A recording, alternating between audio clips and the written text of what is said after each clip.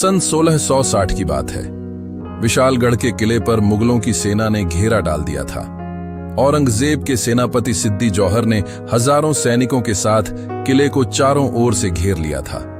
किले में मौजूद मराठा सेना के पास न तो पर्याप्त भोजन था और न ही हथियार। स्थिति अत्यंत कठिन थी, लेकिन छत्रपति शिवाजी महाराज के लिए हार कोई विकल्प नहीं था। शिवाजी महाराज ने अपनी बुद्धिमत्ता और रणनीतिक कौशल का परिचय देते हुए एक योजना बनाई।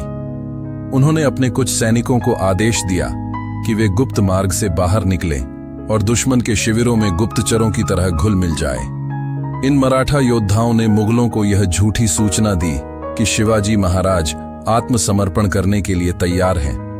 यह सुनकर सिद्दी जौहर बेहद खुश हुआ और उसने अपनी सेना को थोड़ा ढीला कर दिया। इसी बीच रात के अंधेरे में शिवाजी महाराज ने अपने कुछ भरोसेमंद सैनिकों के साथ गुप्त सुरंगों से बाहर निकलकर अचानक मुगलों के पड़ाव पर हमला कर दिया।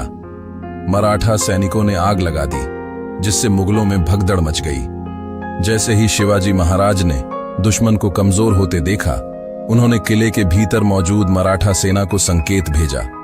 किले के अंदर से भी मराठों ने हमला कर दिया।